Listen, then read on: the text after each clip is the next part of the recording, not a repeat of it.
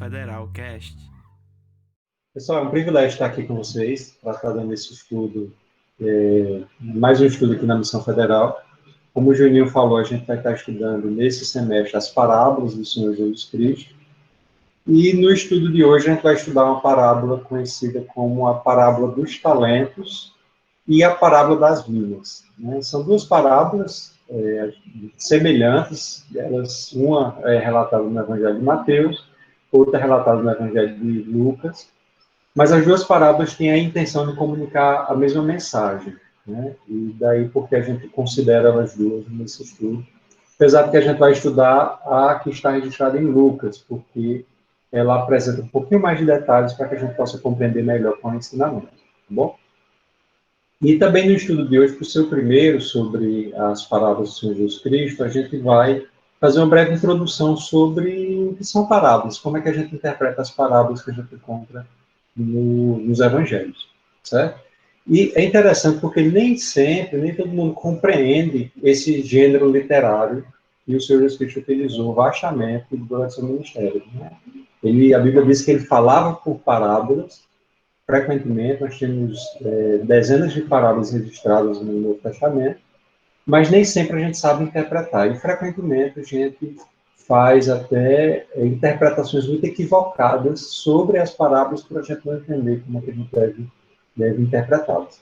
E aí, uma coisa que a gente precisa saber é a diferença de uma parábola para uma metáfora nas escrituras sagradas.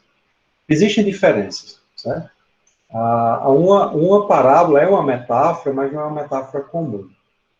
Eu diria para vocês que a parábola é uma metáfora que tem o objetivo de comunicar um ensinamento, uma mensagem. E ela se diferencia das outras metáforas que você encontra na Escritura, porque as metáforas da Bíblia, de modo geral, elas não existem para comunicar uma mensagem, mas para representar um fato, ou representar alguma coisa que acontece, ou que acontecerá de fato. Já a parábola, ela existe para comunicar um ensinamento. Ele usa de uma mensagem, de uma metáfora, ou seja, de uma ilustração, mas o objetivo não é necessariamente representar alguma coisa certo? Ou que vai se concretizar, mas o objetivo é passar um ensinamento. Para a gente entender bem essa diferença, é bom a gente partir para alguns exemplos que a gente consegue compreender isso direitinho.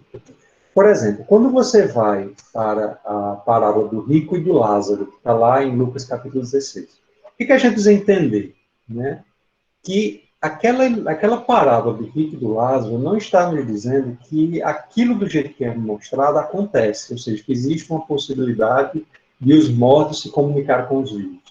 O que o Senhor Jesus está fazendo ali naquela parábola é contando uma história para que a gente tire uma lição. E a lição da história que ali é apresentada é que mesmo se nós não escutamos os profetas, o Senhor Jesus na realidade já dá a lição, se nós não escutamos os profetas, tampouco escutaríamos se algo sobrenatural nos acontecesse. Até mesmo se os mortos viessem para falar conosco, nós também não escutaríamos a mensagem. É o ensinamento que o Senhor Jesus quer nos passar por meio daquela parábola conhecida como a do rico e do Lázaro. E aí não houve poucos na história da igreja que tentou fazer teologia em cima daquela parábola como se ela fosse uma metáfora. Ou seja, como se fosse a representação de algo que acontece, os mortos falando com os vivos. Certo? Deixa eu dar um outro exemplo aqui para vocês. Sabe quando você vai lá para o livro de Apocalipse e você vê o livro de Apocalipse, várias metáforas, várias ilustrações da realidade que é feito no livro de Apocalipse? Então você pega, por exemplo, ali no capítulo 12 de Apocalipse, você vê a ilustração de um dragão e de uma mulher, e um filho da mulher, e o dragão começa a perseguir aquela criança, mas aquela criança, ela consegue se salvar por intervenção divina do dragão, e o dragão passa a perseguir a mulher, e ao fim da história, a Bíblia diz que aquele dragão ele é jogado lá de fogo, enxofre. Pronto, isso é uma metáfora. E o interessante é que essa metáfora, uma metáfora na escritura, o objetivo não é comunicar uma mensagem, mas é representar algo como ele de fato é. Então, quando a gente pega ali o livro de Apocalipse, a gente não vai interpretar como quem diz assim, como se fosse uma história que está ali para nos dizer como Deus ele vence os dragões que surgem na nossa vida. Não é uma história disso que ele quer passar, não é uma lição de como Deus vence aos falsos profetas que estão nos trazendo falsas mensagens. Não é isso. O livro do Apocalipse, aquela metáfora, ele está nos representando como o diabo, ali representado pelo dragão, persegue o filho da mulher, que é o Cristo, e como Cristo, ao final da história, triunfa sobre o dragão. Né? E quando você pega ali Apocalipse capítulo 19, o Senhor Jesus Cristo triunfa também, vence o falso profeta, a besta, ele não está nos dando ensinamento de como Deus vence os seus inimigos. O que ele está nos fazendo é apresentando, por meio de uma metáfora, como Cristo, ao fim dos tempos, haverá de vencer a besta que surgirá, o falso profeta que surgirá no fim dos tempos. Então, isso é que é uma metáfora. É quando ele usa de uma história metafórica, mas para representar algo real e concreto. A parábola, ela é um pouco diferente. A parábola, ela existe para nos passar uma lição. E não necessariamente aquela história da parábola, ela existe no mundo real. Ela é uma história. Vou lhe dar um exemplo para a gente entender ali numa parábola conhecida também como a parábola do juiz Inico, que está lá representada no Lucas 18. A parábola do juiz Inico conta de uma viúva que intercedeu, que aperreou um juiz Inico para que esse julgasse a sua causa. E essa parábola, ao fim dela, o Senhor Jesus Cristo diz qual é a lição. Ele diz que a lição dessa parábola é sobre o dever de perseverar na oração e nunca esmorecer. Ou seja, ele já disse que aquela história tem o objetivo de comunicar um ensinamento. E aí a gente erra, quando a gente vai interpretar parábolas, porque nem sempre a gente precisa atribuir sentido a todos os elementos de uma parábola, como a gente tenta fazer com a metáfora. Se a gente vai para uma metáfora do Apocalipse, a gente quer saber quem é o dragão, a gente quer saber quem é a mulher, quem é o filho da mulher, quem é a besta, quem é o falso profeta, o que aquilo quer representar. Quando a gente vê lá a Bíblia narrando de Cristo abrindo selos de um livro, a gente quer saber que livro é aquele, quais são aqueles selos, a gente quer entender e interpretar o que aqueles elementos da metáfora representam no mundo real. Quando a gente está com a parábola, nem sempre a gente precisa ou deve atribuir sentido a todos os elementos de uma parábola, porque ali a intenção é comunicar uma mensagem. Aí, quando a gente vai, por exemplo, a parábola do juiz Inico, não é o nosso, a gente não deveria tentar dar significado ao fato de que ali era uma viúva, como quem diz assim, a viúva representa a nossa viuvez, e a gente vai tentar criar o que isso vai representar na nossa vida, o que significa a gente ser viúvo, e não é isso o sentido. Muito menos atribuir ao juiz Inico divindade, como que diz, o juiz Inico é que representa Deus, né? Até porque a Bíblia diz que ele é um juiz Inico. Então não faz sentido você dizer que o juiz Inico é Deus, porque Deus não é Inico. Então, uma parábola, para a gente não interpretar parábolas erradas, a gente precisa entender que ela é uma metáfora, certo? Mas que o objetivo é comunicar uma mensagem. E quase sempre essa mensagem ela é única, como é o caso da parábola do juiz Inico. Jesus já disse qual é o sentido. É nos mostrar que a gente tem o dever de orar e nunca esmorecer. Às vezes, a parábola ela pode ter mais de um sentido. Um exemplo também muito conhecido é uma parábola que Jesus Cristo fala de um semeador que vai jogando a semente em diversos solos. E ali há mais de um sentido, porque o próprio Jesus Cristo dá o significado da parábola e ele nos diz o que cada um daqueles solos representa. Daí é uma parábola que tem mais de um sentido, certo? E a gente deve sempre tomar o cuidado de não atribuir sentido ao que não é intenção do Senhor Jesus Cristo que seja atribuído sentido. Se a gente vai, por exemplo, a parábola daquele jovem, né, que deixou a casa do pai, né? E ele foi e se afastou, pediu sua herança, saiu de casa, e a história conta que ele terminou comendo as alfarrobas dos porcos, né, as comidas dos porcos, e se lembra que na casa do seu pai havia mudança, e ele retorna para casa, e o seu pai o recebe, e o irmão dele fica com inveja. Então, aquela história, né, ela quer comunicar uma mensagem. A mensagem é de que Deus recebe os seus filhos quando eles se afastam dos seus caminhos, mas retornam arrependidos. E aí seria um erro a gente tentar atribuir significado a tudo. Já pensou se a gente fosse tentar interpretar o que significa, né, a comida dos porcos? E aí, dar significado à comida que ele estava comendo, não é essa a intenção. Né? Então, para a gente começar essa série de estudos, eu quis começar assim, mostrando para vocês o que é uma parábola e mostrar que uma parábola, de modo geral, ela comunica uma mensagem principal e, às vezes, mais de uma mensagem, mais de um ensinamento. Segunda coisa para a gente entender sobre parábolas é entender o porquê Jesus falou por parábolas. E isso existe um equívoco muito grande sobre a razão do que Jesus Cristo falou por parábolas. Normalmente, as pessoas dizem assim, que o Senhor Jesus Cristo falou por parábolas para comunicar a mensagem de um modo mais simples. Mas isso não é verdade, necessariamente. Por quê? Porque tem uma passagem no Evangelho de Marcos, no capítulo 4, que os discípulos perguntam por que Jesus Cristo falava por parábolas. E Jesus Cristo responde. E a resposta que ele dá é bem diferente dessa resposta que é o nosso senso comum. Jesus disse o seguinte, ó, lá em Marcos, capítulo 4, versículo 11, ele falou assim, ó, a vós outros vos é dado conhecer o mistério do reino de Deus, mas aos de fora tudo se ensina por parábolas, para que vendo, vejam e não percebam, e ouvindo, ouçam e não entendam, para que não venham a converter-se e haja perdão para eles. Não é interessante?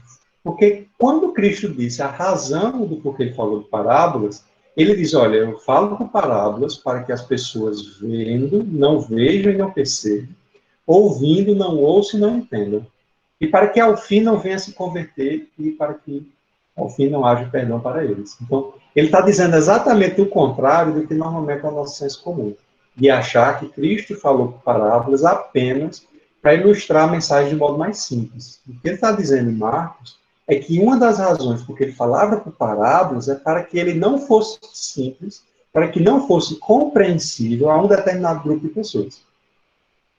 E aí a gente começa a pensar, então, o que isso quer dizer, no final de contas? O que ele quer dizer com isso sobre falar por parábolas para que aos discípulos sejam conhecidos o mistério do reino de Deus, mas para que os de fora não sejam conhecidos esses mistérios? Por que ele fez isso? E aí a gente começa a entender que uma parábola, ela é compreensível para aquela pessoa que se debruça sobre ela e que tem o desejo de compreendê-la. E por meio do Espírito Santo, a verdade lhe é revelada. Mas, aos demais que não se debruçam sobre a parábola, ou seja, aquelas pessoas que não têm o desejo sincero de compreender e obedecer a Deus, aquele sentido da parábola lhe é oculto. Que é o que Jesus Cristo disse. Eles veem, mas eles não percebem. Eles ouvem, mas eles não entendem. E ao final eles não se convertem. Então, quando o incrédulo vê uma parábola do Senhor Jesus Cristo, o que normalmente ele faz? Ele atribui um significado próprio. Ou seja, as suas próprias ideias, ele atribui ao texto. Então, ele lê aquela parábola e ele dá significado àquilo que ele acha que aquela parábola quer dizer. Daí porque Jesus Cristo diz que aos de fora, as pessoas veem, mas não enxergam. As pessoas ouvem, mas não compreendem. Porque a gente sabe que o incrédulo, quando ele olha para a palavra de Deus, quando ele olha para as parábolas do Senhor Jesus Cristo, eles atribuem um próprio significado. Você talvez já tenha visto, né, a pessoas aplicarem a versículos da palavra de Deus a um contexto completamente diverso do que era o sentido original. Você já percebeu, por exemplo, que espíritas, né, pessoas que praticam a religião espírita, elas citam passagens da Escritura Sagrada, leem a Escritura Sagrada, mas aparentemente não compreendem. Ou seja, elas passam a atribuir ao texto sagrado o seu próprio significado, aquilo que nunca teve no texto. A ponto de parábolas do Senhor Jesus Cristo apontarem para a sua ressurreição e ainda assim eles acreditarem em reencarnação. E por que isso acontece? Porque eles veem, mas não percebem. Eles ouvem, mas não entendem. Porque aquele sentido, ele só é revelado às pessoas que se debruçam sobre aquele texto, com o desejo genuíno de compreendê-lo pelo auxílio do Espírito Santo. Daí porque em Marcos capítulo 4, Jesus Cristo disse que as parábolas, ele falava por parábolas, para quem de direito possa compreender os mistérios do reino de Deus. Mas a quem não é de direito, aos de fora, que eles não compreendem. Tá? Então, esse, por assim dizer, é um breve resumo da razão das parábolas existirem no Novo Testamento. Agora vamos falar sobre a parábola que a gente está aqui considerando. Abra aqui comigo Lucas capítulo 19, a gente vai ler do versículo 11 ao versículo 27. Tá bom? Eu vou pedir para alguém ler, para ter uma participação. Alguém que se voluntarie. A gente vai ler Lucas 19, do 11 ao 27. Matos, lê aí, Matos. Ouvindo eles estas coisas, Jesus propôs uma parábola, visto estar perto de Jerusalém e lhes parecer que o reino de Deus havia de manifestar-se imediatamente. Então disse: Certo homem nobre partiu para uma terra distante, com o fim de tomar posse de um reino e voltar. Chamou 10 servos seus, confiou-lhes 10 minas e disse-lhes: Negociai até que eu volte. Mas os seus concidadãos o odiavam e enviaram após ele uma embaixada dizendo: Não queremos que este reine sobre nós. Quando ele voltou, depois de haver tomado posse do reino, mandou chamar os servos a quem deram o dinheiro, a fim de saber que negócio cada um teria conseguido. Compareceu o primeiro e disse: Senhor, a tua mina rendeu 10. Respondeu-lhe o Senhor: muito bem, servo bom, porque foste fiel no pouco, terás autoridade sobre 10 cidades. Veio o segundo dizendo: Senhor, a tua mina rendeu 5. A este disse: Terás autoridade sobre 5 cidades. Veio então o outro dizendo: Eis aqui, Senhor, a tua mina, que eu guardei embrulhada num lenço. Pois tive medo de ti, que és homem rigoroso. Tiras o que não puseste e ceifas o que não semeaste. Respondeu-lhe: Servo mau, por tua própria boca te condenarei. Sabias que eu sou um homem rigoroso, que tiro o que não pus e ceifo o que não semeei. Por que não puseste o meu dinheiro no banco? E então, na minha vinda, o receberia com juros. E disse aos que o assistiam: Tirai-lhe a mina e dai aos que têm as 10. E responderam: Senhor, ele já tem 10. Pois eu vos declaro: a todo o que tem, dá-se-lhe-á, mas ao que não tem, o que tem lhe será tirado. Quanto, porém, a esses meus inimigos que não quiseram que eu reinasse sobre eles, trazei-os aqui e executai-os na minha presença. Ok. Eu vou falar para vocês, as parábolas querem comunicar uma mensagem, alguns ensinamentos. Para a gente entender as parábolas, é importante a gente olhar um contexto. O contexto imediato, muitas vezes, revela qual é o sentido das palavras que o Senhor Jesus Cristo utilizou, para que a gente não atribua a essa parábola um sentido que é nosso próprio, não é a intenção realmente do Senhor Jesus Cristo. Essa parábola aqui, conhecida como a parábola das minas, elas têm o seu equivalente lá no livro de Mateus, capítulo 25, conhecido como a parábola dos talentos. Na realidade, a parábola dos talentos ela é até mais conhecida do que a das minas, apesar de que a parábola das minas apresenta mais detalhes para que a gente possa compreender. Mas o contexto das duas são similares. Por quê? A parábola das minas, essa parábola que a gente aqui está lendo, ela foi proferida antes do Senhor Jesus Cristo entrar em Jerusalém, naquele episódio conhecido como a entrada triunfal em Jerusalém. Antes do Senhor Jesus Cristo ir para Jerusalém, ele proferiu essa mensagem aqui das parábolas das minas, e a parábola dos talentos, ele proferiu já na cidade de Jerusalém, após o seu sermão, conhecido como sermão profético. Tá? Mas nos dois contextos, né, Cristo traz essas duas palavras, essas duas parábolas, quando ele estava na iminência da sua morte e da sua crucificação. Porque a gente deve se lembrar que quando Cristo vai para Jerusalém, quando tem a entrada triunfal de Jerusalém, daquele momento em diante, vai seguir os eventos que vão culminar na sua morte e na sua ressurreição. Então, Cristo faz duas parábolas em dois momentos distintos, então a gente precisa entender que não é o mesmo relato, tá? Mas é o mesmo ensinamento em duas parábolas similares, uma feita antes da entrada de Jerusalém, outra depois de ele entrar na cidade de Jerusalém, cujo objetivo era comunicar a mesma mensagem. E o que o Senhor Jesus Cristo queria comunicar? Era, nesse momento, era advertir os discípulos sobre a vigilância que eles deveriam ter quando Cristo não estivesse mais presente entre eles. E advertir de que um dia ele haveria de retornar e lhe pedir prestação de contas. Então, antes da sua morte e ressurreição, ele deu várias parábolas e vários ensinamentos, um inclusive conhecido como o Sermão Profeta do Senhor Jesus Cristo, já na cidade de Jerusalém, cujo objetivo era advertir os discípulos. E quando ele não estivesse mais entre eles, e antes de ele retornar na sua segunda vinda, que eles ficassem alertas. E aí existem outras parábolas no mesmo contexto, como, por exemplo, uma parábola conhecida como a parábola das 10 virgens, cujo ensinamento é dizer aos discípulos que eles deveriam estar vigilantes, porque eles nunca saberiam o dia que o noivo haveria de voltar. Logo em seguida, em Mateus, vem essa parábola, a parábola dos talentos, que eu diria para vocês que é o equivalente à parábola das minas ali em Lucas. Certo? Então, o objetivo de Cristo é advertir os seus discípulos durante o período após a ascensão de Cristo e antes do seu retorno, para que eles não vivessem a vida como se ele não fosse voltar. Então, Cristo tinha essa intenção. E para a gente perceber isso claramente, a gente percebe nessa de Lucas, quando ele diz assim, ó, lá no versículo 11, olha aqui comigo. Eu diria que o versículo 11 é o versículo mais importante para a gente entender essa parábola. Quando ele fala, ouvindo eles estas coisas, Jesus propôs uma parábola. Visto estar perto de Jerusalém e lhes parecer que o reino de Deus havia de manifestar-se imediatamente. Então, quando pareceu aos discípulos que o reino de Deus haveria de se manifestar imediatamente, quando ele estava próximo de Jerusalém, foi aí então que ele trouxe essa parábola. Que tinha uma mensagem relacionada com o assunto do reino. O reino que os discípulos acreditavam que haveria de se manifestar imediatamente. E o que Cristo, então, conta nessa parábola? Quando a gente olha lá no versículo 12, ele vai falar de um certo homem nobre.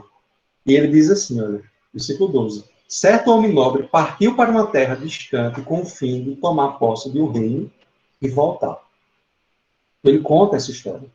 E por que o Senhor Jesus Cristo está contando essa história? Porque ele mesmo haveria de se ausentar. Quando ele fosse para Jerusalém, fosse morto, ressuscitasse e subisse aos céus, ele haveria de se ausentar. Mas um dia ele voltaria.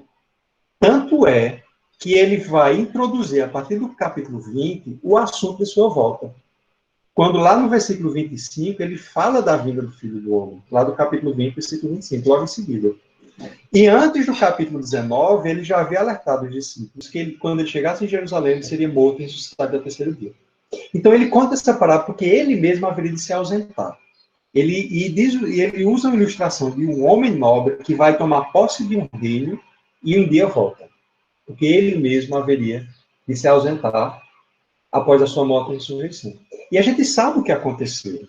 Após a morte e a ressurreição do Senhor Jesus Cristo, ali na cidade de Jerusalém, para onde ele estava se dirigindo, ele subiu aos céus e sentou-se à direita de Deus, do trono de Deus. E ali, à direita do trono de Deus, ele realiza sua obra de sumo sacerdote em favor de todos os crentes e reina sobre todas as coisas. Cristo hoje ele está reinando sobre todas as coisas. Mas a gente sabe que ele não vai ficar ali para sempre. Pois haverá o dia que ele vai voltar com grande poder e glória. E nesse dia todos haverão de lhe prestar contas. Esse retorno do Senhor Jesus Cristo está dizendo no capítulo 20. Essa prestação de contas, ele também vai falar no versículo do capítulo 21. Então, ele é semelhante àquele homem nobre que vai tomar posse de um reino, mas vai voltar. Porque, de modo semelhante, Cristo, quando ele morre e ele é assunto aos céus, ele toma posse à direita de Deus de um reino ao qual ele reina atualmente, onde ele atua como sumo sacerdote, onde ele governa todas as coisas. A Bíblia diz, lá no Salmo 110, versículo 1, acerca do Senhor Jesus Cristo, disse o Senhor ao meu Senhor, assenta-te à minha direita até que eu ponha teus inimigos por estrado dos teus pés. E Cristo hoje está assentado à direita de Deus, exaltado à direita de Deus, como diz Atos capítulo 2, versículo 33, quando Pedro fala que ele está exaltado à direita de Deus, até o dia que ele vai colocar seus inimigos por estrado dos teus pés, que é o dia que ele há de voltar a essa terra. Então ele traz essa parábola porque essa situação é similar ao que de fato vai acontecer. Cristo ele vai tomar posse de um reino, mas ele vai voltar. Então, quando a gente olha, Cristo começa a contar, então, certo homem nobre partiu para uma terra distante com o fim de tomar posse de um reino e voltar. E o que esse homem fez? Ele, versículo 13, chamou 10 servos seus e confiou-lhe 10 minas e disse-lhes, negociai até que eu volte. Lá no versículo 14, diz o seguinte, mas os seus concidadãos o odiavam e enviaram após ele uma embaixada dizendo, não queremos que este reine sobre nós. Se a similaridade entre o que aconteceria com o Senhor Jesus Cristo não está somente no fato de que ele se ausentaria, quando eu falo se ausentar, é no sentido de que ele não está corporalmente mais entre os discípulos. Certo?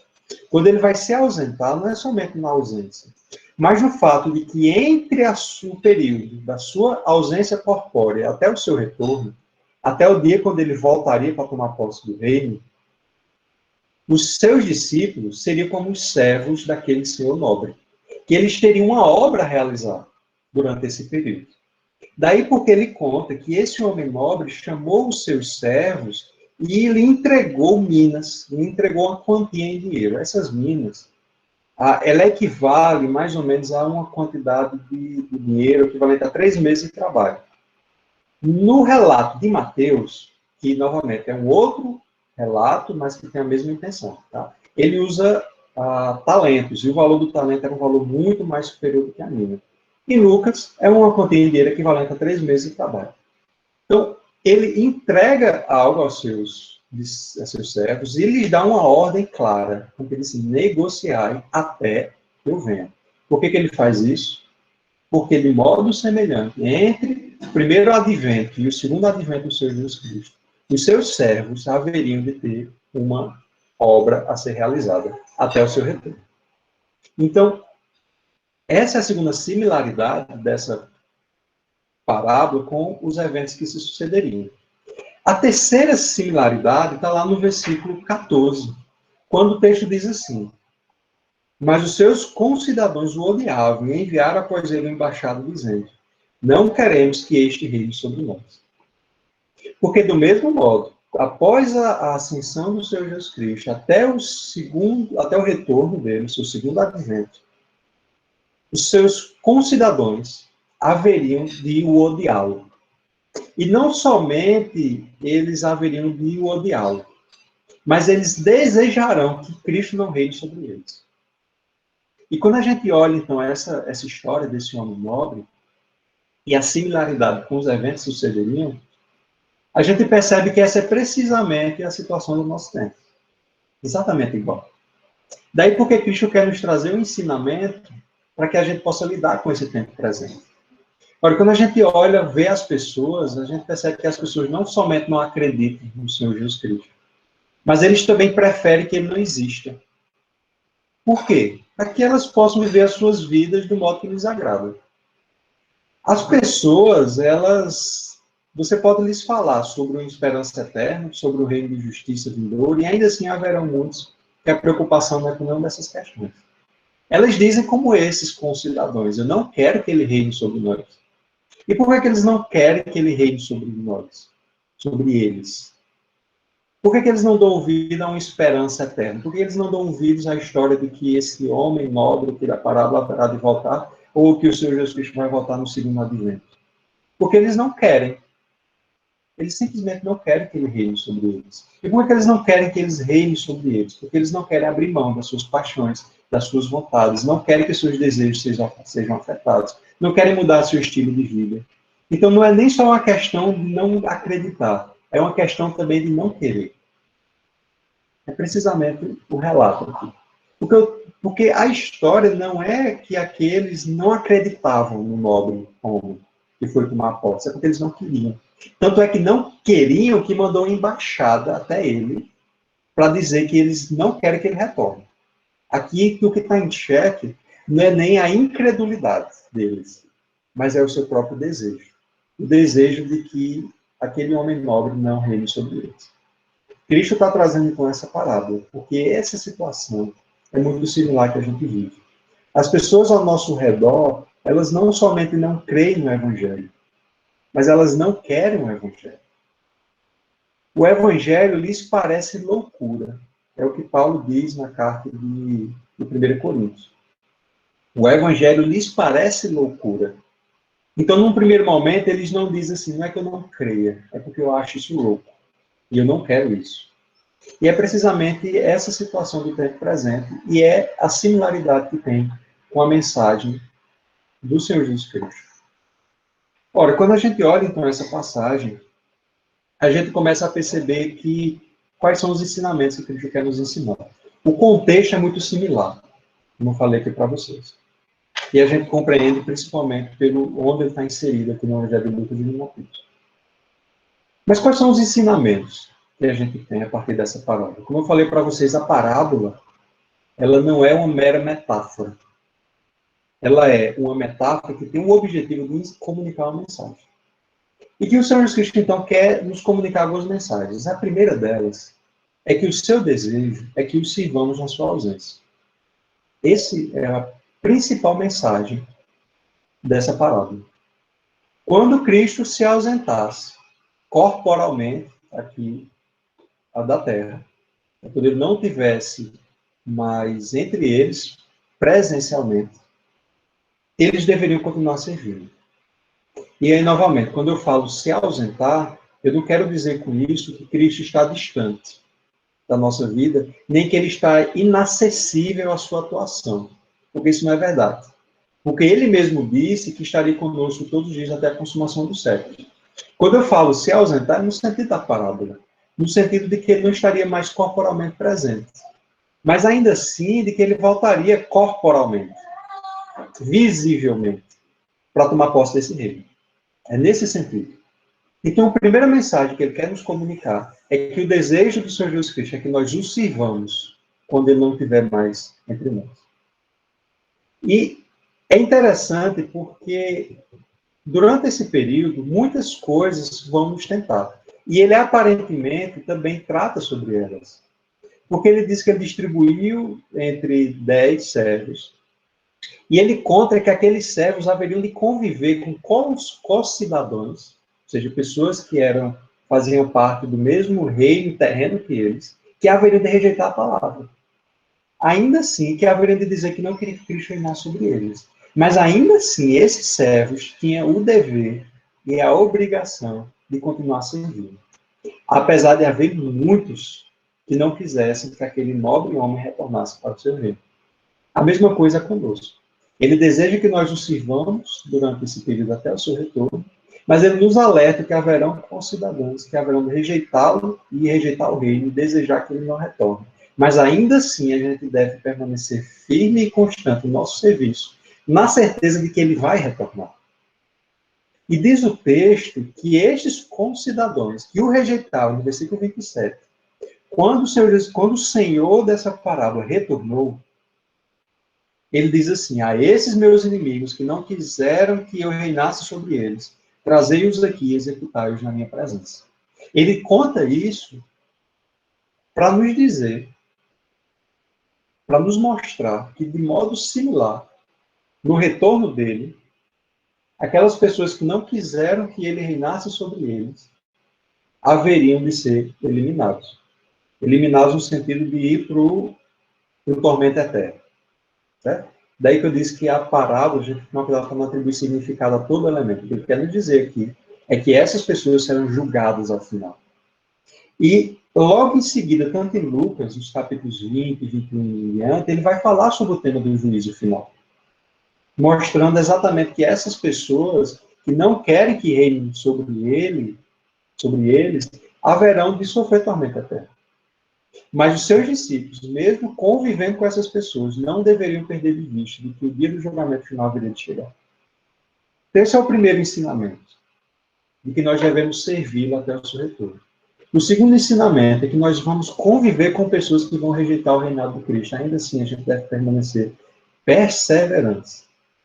Terceiro ensinamento é que para as pessoas que rejeitam o reinado desses nobre homem, assim como do Senhor Jesus Cristo, resta-lhe a condenação. Resta-lhe o juízo. E a gente sabe que as pessoas vão rejeitar Cristo até o último dia, mas no último dia ele vai julgar essas pessoas. E os que serão salvos foram os que perseveraram, não os que rejeitaram. Cristo também nos conta, nessa parábola, que ele distribuiu para 10 servos. Ele depois conta o que aconteceu com 3, não fala sobre os outros 7. A 2 deles, diz o versículo 16. Compareceu o primeiro e disse: Senhor, a tua mina rendeu 10. Respondeu-lhe o Senhor: Muito bem, servo bom, porque foste fiel no pouco, terás autoridade sobre 10 cidades. Veio o segundo dizendo: Senhor, a tua mina rendeu 5. A este disse: Terás autoridade sobre 5 cidades. Então ele conta a história de 2 servos que foram fiéis. E o que esses servos receberam da parte desse Senhor? Receberam o seu agrado, receberam a sua aprovação. E isso para esses servos era um motivo de grande alegria. No livro de Mateus, ele diz servo bom e fiel. Aqui ele diz servo bom porque foste fiel no pouco. Você terá 10 ou 5 cidades. No livro de Mateus, ele diz porque foste fiel no pouco, sobre o muito te colocarei. Eles recebem a aprovação do Senhor Jesus Cristo. Aliás, do servo, do homem nobre aqui. Por ter servido esse homem nobre durante a sua ausência corpórea entre eles. Do mesmo modo, Cristo quer nos mostrar com essa parábola que será assim no seu retorno. Aqueles que o serviram haverão de receber a sua aprovação. Aqui tem um comentário que eu quero fazer com vocês sobre essa parábola, porque eu mesmo interpretei essa parábola errada durante muitos anos, recente.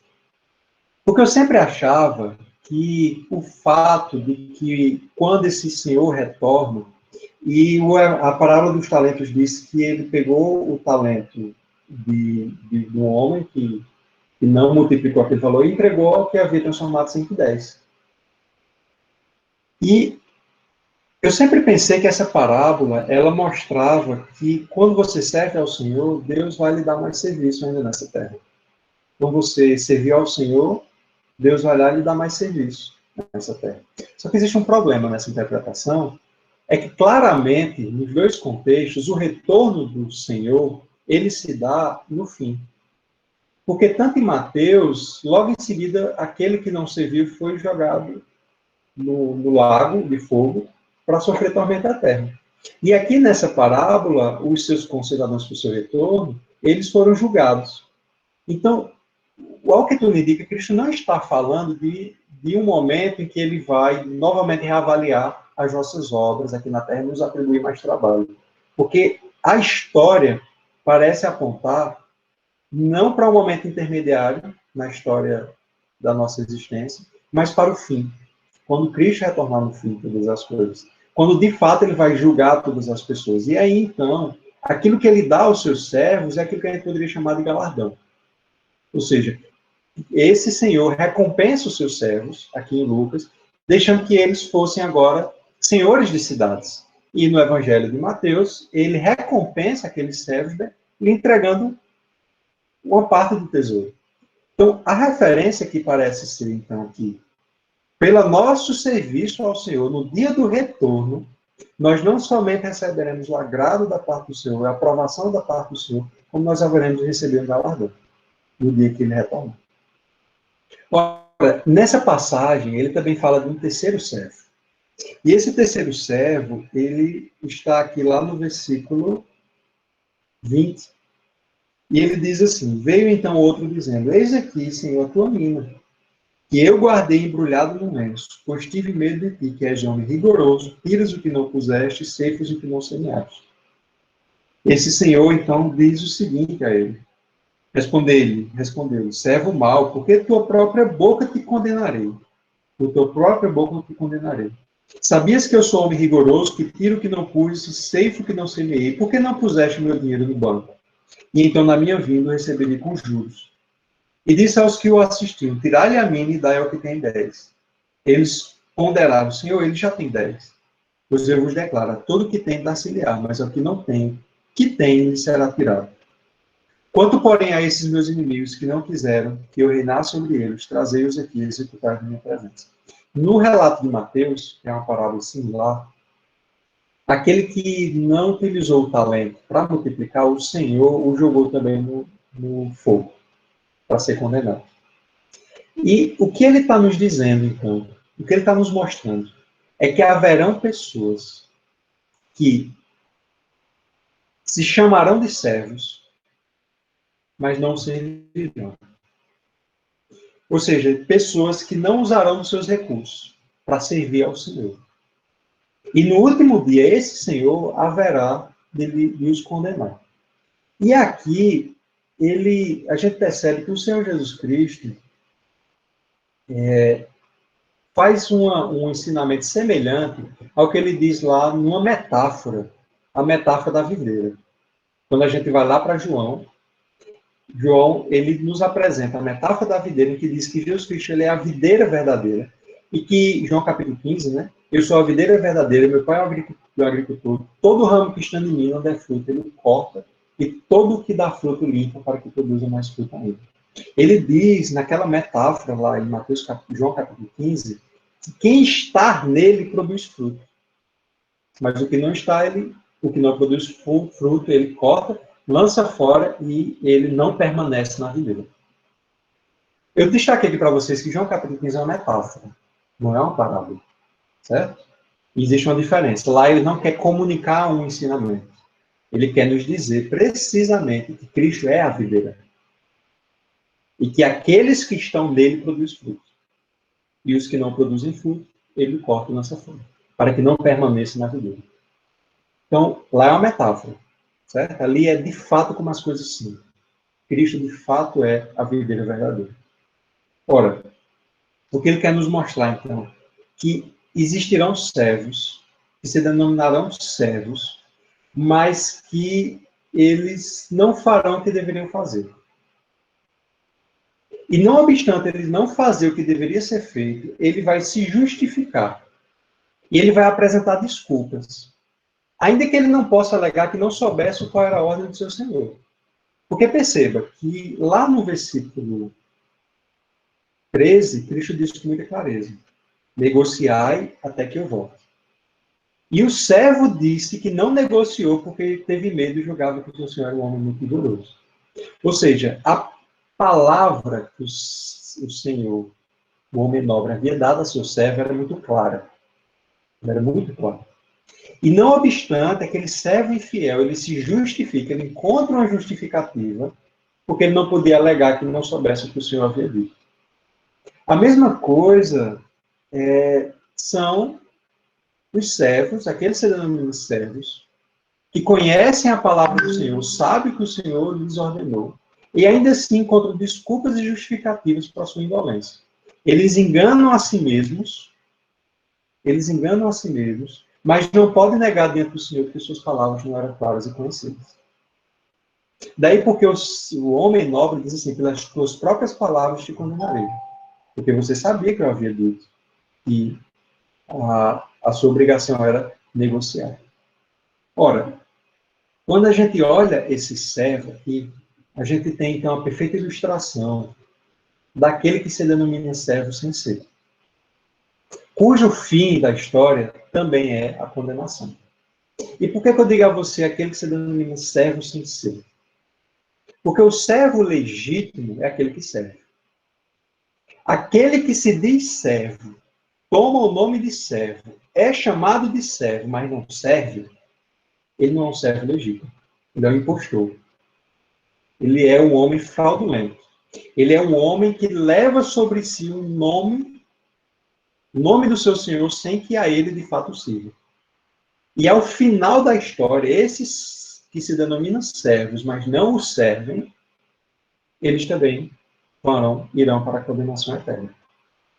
Então, a advertência do Senhor Jesus Cristo aqui é nos mostrar que só ter o nome de servo, mas não significa aprovação. Porque esse se denominava servo, era chamado de servo, levava o nome do seu Senhor, mas não servia. E pelo fato de que ele não o servia, ele era um servo impostor. E o impostor não é um servo verdadeiro. Daí porque o final da história também é condenação eterna. Então ele quer nos mostrar aqui nessa história que entre o seu primeiro advento e o segundo haverão muitos que trarão justificativas, suas próprias justificativas. Mesmo que eles saibam precisamente qual foi a palavra do Senhor. Diz o texto: negociar até que eu volte. E ainda que eles digam assim, o senhor disse negociar até que o senhor volte, eles haverão de dizer, eu não negociei, eu não o servi como eu deveria, mas eu o fiz por tais e tais razões. As suas próprias justificativas. Que eles enganam a si mesmos, mas não servirão para prestar conta diante do Senhor. Então, para a gente concluir, caminhar para o fim dessa história, qual é a lição que fica? Qual é a principal lição que fica? Que o Senhor Jesus Cristo quer nos ensinar?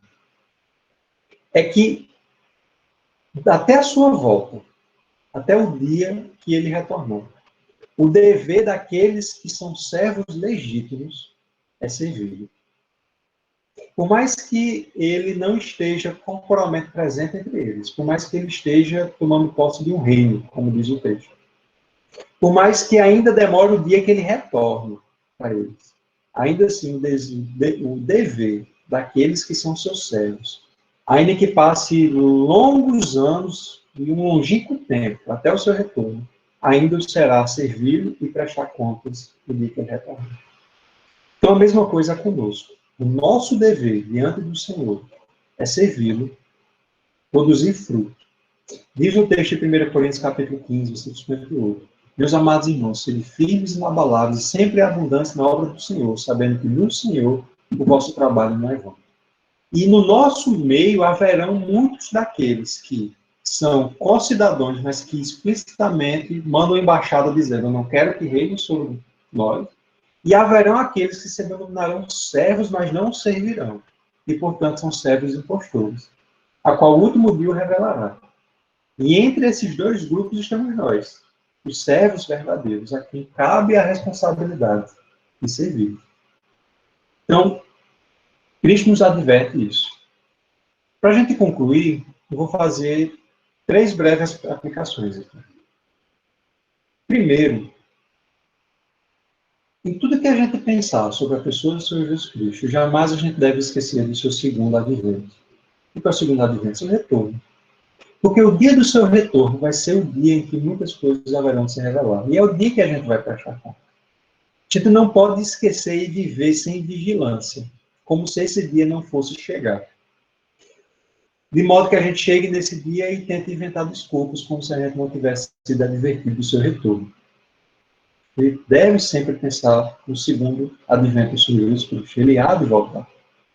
Segunda coisa que a gente aprende dessa passagem é que a gente não pode desperdiçar os nossos dias.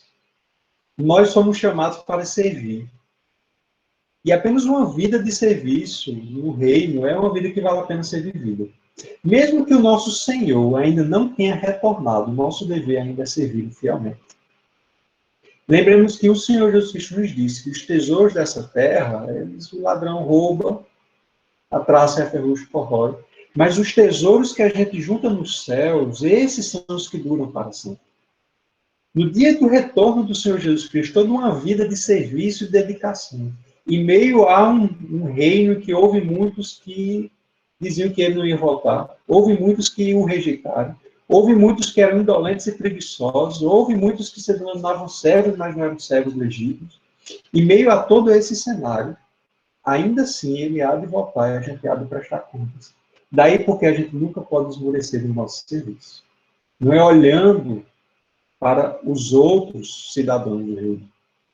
Não é olhando para a aparente ausência do Senhor. Mas é crendo que ele vai voltar, que a gente serve. É isso que a gente deve fazer. É uma vida de serviço. Daí porque nós não podemos também desperdiçar um só dia da nossa existência com justificativas.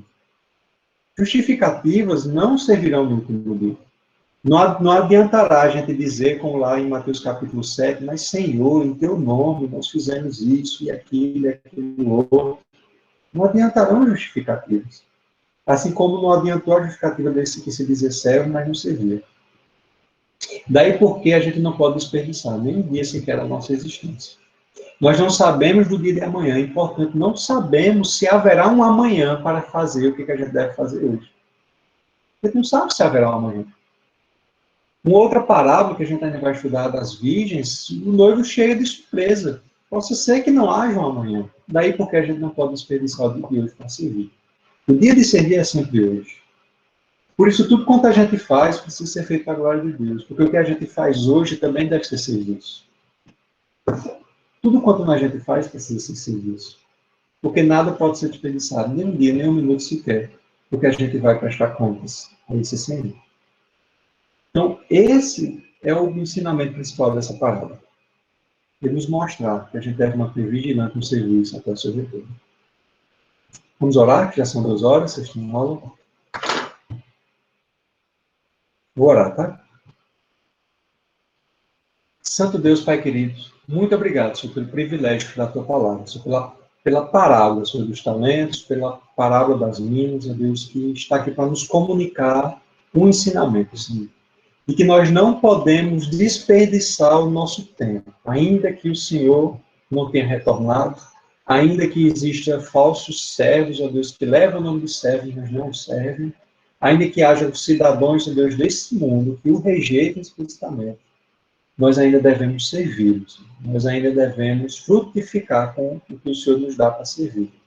Porque o Senhor há de retornar um dia, o Senhor há de julgar toda a humanidade. Nós haveremos de prestar contas ao Senhor. Ó Deus, e se nós tivermos uma vida de dedicação e de serviço, nós haveremos de receber o agrado do Senhor. Nós haveremos de perceber, ó Deus, que o Senhor se agradou do nosso serviço, e nós haveremos de ser recompensados, ó Deus, um galardão eterno. Naquilo, ó Deus, que nós vamos disputar por toda a eternidade. Deus, que seja assim com a nossa vida, e nós não venhamos esmorecer e nem sermos indolentes no nosso serviço. Que a gente seja vigilante, ó Deus, servindo e aguardando a vinda do Senhor Jesus Cristo. Nós oramos a Ti, ó Deus, no nome do Senhor Jesus. Amém.